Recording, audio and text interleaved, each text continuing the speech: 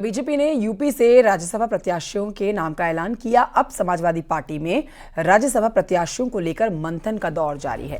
खबर मिल रही है कि समाजवादी पार्टी ने 3 नाम फाइनल कर लिए हैं, बस ऐलान करना बाकी है। जिन नामों की चर्चा हो रही है उसमें सबसे ऊपर नाम एक बार फिर से जया बच्चन का आ रहा है। रिपीट कर सकती है समाजवादी पार्टी उनको फिर से। पूर्व IAS आलोक रंजन जी का नाम भी आ रहा है इस लिस्ट में। रामजीलाल सुमन का नाम भी आगे चल रहा है। इन नामों को लेकर औपचारिक ऐलान करना बाकी है। हालांकि अभी तक पूरी तरह से क्लियर नहीं हो पा रहा है। नामों पर मंथन चल रहा है, लेकिन अब सोर्सेज बता रहे हैं कि नाम फाइनल हो चुके हैं। समाजवादी पार्टी के राज्यसभा के उम्मीदवार कल 11 बजे नामांकन करेंगे।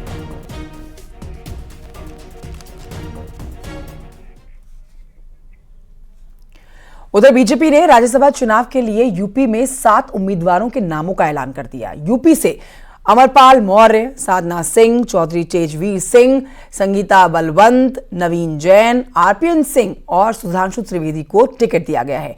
ये वो नाम है जिनमें से नए हैं 6, यानी कि बीजेपी ने इस बार राज्यसभा के लिए 6 नए चेहरों का दाव रखा है, इन पर दावा खेला है, जिनकी जीत लगभग तय भी मानी जा रही है।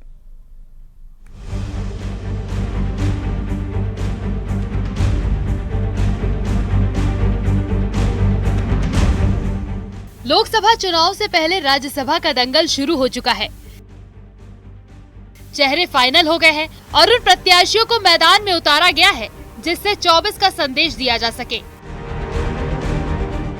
और इसी रणनीति के साथ बीजेपी ने नए चेहरों पर भरोसा जताते हुए सियासी समीकरण साधने की कोशिश की है। राज्यसभा में नए चेहरों पर भरोसा। बीजेपी ने 7 में से 6 नए चेहरे उतारे हैं। सुधांशु त्रिवेदी को रिपीट किया गया है। काशी क्षेत्र के प्रभारी अमरपाल मौर्य को राज्यसभा का टिकट मिला। गाजीपुर की संगीता बलवंत को भी मौका मिला है। RPN सिंह को राज्यसभा भेजा जा रहा है, तो वहीं तेजवीर सिंह और साधना सिंह को भी मौका मिला है। राज्यसभा चुनाव के लिए प्रत्याशियों के नाम का ऐलान लोकसभा चुनाव के लिहाज से काफी अहम है, क्योंकि बीजेपी ने इसके जरिए क्षेत्रवार पूर्व से पश्चिम और उत्तर से दक्षिण को साधने की प्लानिंग की है। भारतीय जनता पार्टी ने उच्च सदन के लिए अपने नामों का ऐलान कर दिया है। इस लिस्ट में इस बात का खास ख्याल रखा गया है कि सभी जाति के लोगों को सही से प्रतिनिधित्व दिया जा सके।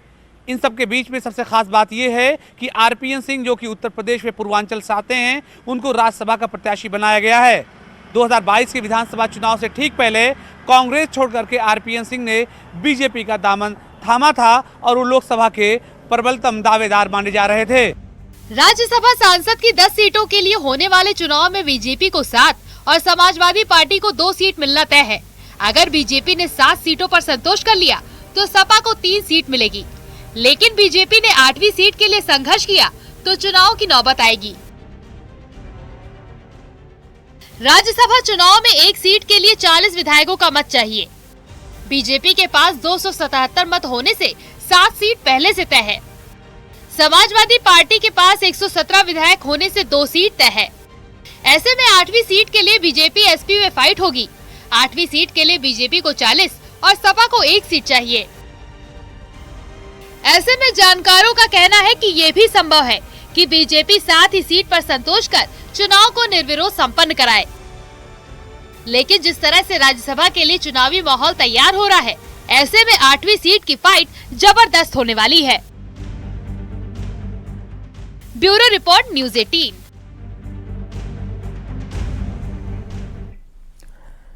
और देहरादून से खबर आ रही है, जहां 15 फरवरी को महेंद्र भट्ट राज्यसभा के लिए नामांकन करने जा रहे हैं। नामांकन में CM पुष्कर सिंह धामी मौजूद रहेंगे।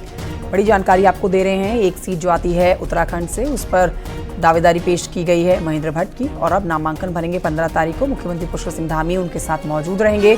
बीजेपी ने उत्तराखंड से महेंद्र भट्ट को राज्यसभा का उम्मीदवार बनाया है। महेंद्र भट्ट बीजेपी के प्रदेश अध्यक्ष भी हैं। राज्यसभा सीट के लिए मतदान 27 फरवरी को होगा।